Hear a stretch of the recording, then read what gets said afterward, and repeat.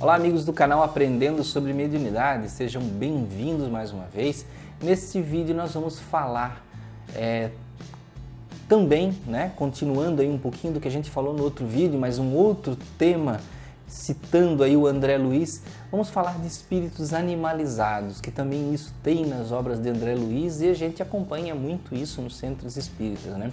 Então vamos falar sobre isso, espíritos animalizados, que viraram animais. E por que isso acontece? Vamos lá?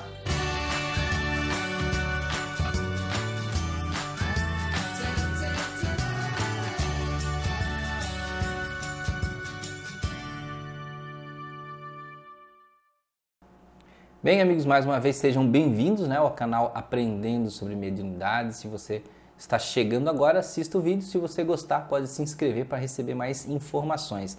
Não esquecendo que nós temos também aí um grupo no Facebook e uma página onde as pessoas podem interagir mais e participar do canal em outras redes sociais. O que são esses espíritos animalizados que cita André Luiz e ocorrem também, e a gente vê manifestações nos centros espíritas, Por que um espírito chega nesse ponto? Bom, primeiro princípio nós temos que entender que o perispírito é moldável. Então, o nosso perispírito, quando nós desencarnamos, o nosso perispírito, nós continuamos com a mesma forma, Mas o nosso desejo de se melhorar, de ser uma pessoa boa, uma pessoa melhor, pode nos rejuvenescer, ou podemos até envelhecer mais se nós quisermos, ou podemos ter a aparência que nós tínhamos em outra encarnação, porque se nós reencarnamos várias vezes, nós temos aparências diferentes em várias vidas, a gente não encarna com o mesmo rosto. A não ser naquela novela das 6 lá, que a mocinha lá apareceu na outra encarnação e tem o mesmo rosto da foto, do quadro que tinha lá na casa. Já dei uma acompanhadinha na novela, olhei um pedacinho lá. Então vejam, por que esses espíritos então se modificam? Existem casos diferentes. Um dos casos espíritos extremos, digamos assim, de um lado muito extremo no mal, que desejam assustar, desejam impor respeito pelo medo. Então, o desejo deles de se transformar em alguma coisa maior, que imponha respeito através do medo, aí não seria respeito, mas seria medo mesmo, Então, essa imposição do medo faz eles se modificarem. Aí onde tem espíritos que parecem cães, parecem demônios, parecem dragões e uma série de coisas que está no imaginário humano, Então tem espíritos que fazem isso pelo próprio desejo no mal. Tem espíritos que são transformados como uma forma de vingança. Aquele espírito que está lá no mal e já é inteligente, quando o espírito, digamos, da vítima dele desencarna, o perseguido dele desencarna e ainda tem um resgate ali para ocorrer, isso depende assim de N situações possíveis. Não quer dizer que vai acontecer isso com você, Vou dar um exemplo que pode acontecer. Pessoas que praticam muito feitiço. Vai lá, fez feitiço, fez não sei o que, fez trabalho para derrubar uma pessoa, para separar outra pessoa, para fazer não sei o que com outra pessoa, para amarrar alguém com alguém, Esse tipo de situação, eles acabam virando escravos de espíritos que atendem esses desejos. Porque afinal de contas, se ele faz um trabalho, tem alguém que vai resolver o problema para ele, E vocês acham que espírito faz isso de graça? Porque você é bonitinho? Não, ele faz porque ele quer escravizar você depois que você desencarnar. E para que você vire um veículo do mal dele desde a Terra já, Desde encarnado. Então o que ele faz? Pega essa pessoa depois que desencarna, leva para um lugar do umbral, qualquer lugar, zona lá baixa que ele vive, e lá ele coloca a pessoa num sistema que isso envolve muito magnetismo, hipnotismo, e existem espíritos inteligentes para isso, que trabalham nisso. E aí essa pessoa vai se modificando com uma espécie de uma lavagem cerebral, E ela vai se alterando. Então eu já vi casos de espíritos no centro espírita, quando dão comunicações, espíritos são transformados em porco. Aí vocês vão dizer, mas por que, Anderson, em porco? Porque o obsessor dele, o perseguidor dele ou o escravizador dele queria que ele fosse humilhado, que ele ficasse numa situação de humilhação por muito tempo. Então condicionou ele naquela situação e ele, pela culpa e pelo medo dele, todas as situações que se passavam na cabeça, aceita a sugestão.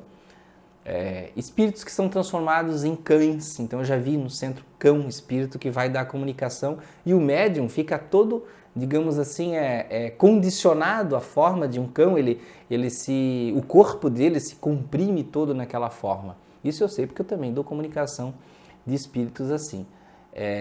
No caso de cães, geralmente usados para assustar, para aparecer para outros médiums que têm medo, ou que nem sabe que é médium, mas vê, né?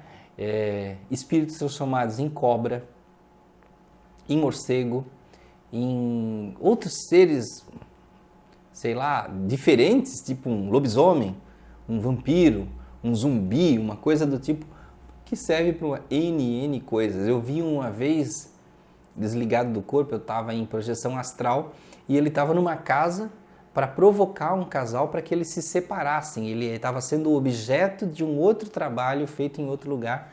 Então ele ficava lá provocando o casal e ele era tipo um espectro, assim, uma sombra, que ele ficava nos cantos, ele parece que tinha umas asas aqui assim negras, né? E ele se escondia nos cantos, sempre incitando assim uma discórdia.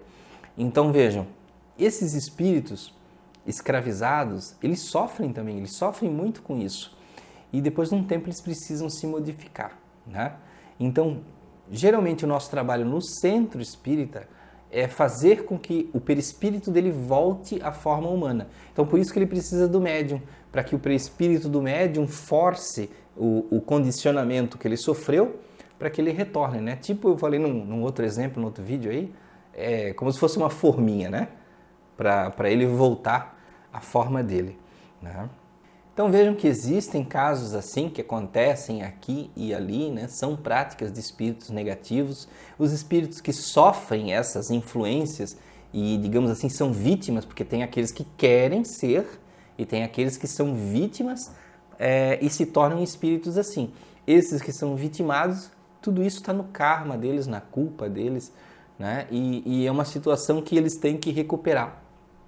Existe um prazo para isso acabar, que está dentro da própria recuperação mental dele, né? Quando ele lá dentro se reconhecer como uma pessoa que deseja o bem, que quer o bem, as coisas naturalmente vão se modificar e a ajuda vai chegar e o auxílio vai chegar e tudo vai mudar. Então daí, gente, que nós podemos tirar que muitas das lendas, digamos assim, que existem, né, do imaginário humano, vem das visões mediúnicas, das visões de videntes, né, de médiums, das percepções de clarividentes, das viagens astrais de pessoas que vão para o outro lado e veem as coisas.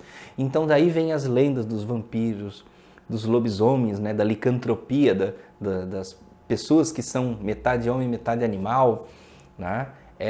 Imaginem dos cães que falam, dos homens metade ave, metade, né, metade dragão e uma série de, digamos assim, de situações que existem, mula sem cabeça. Imagine quantas lendas, quantas coisas que provêm de espíritos que se modificam no astral e as pessoas enxergam isso e isso depois se traduzem. E daí também vem espíritos que, digamos assim, trabalham no astral também e às vezes mantêm uma forma que vem de uma cultura, de um sincretismo.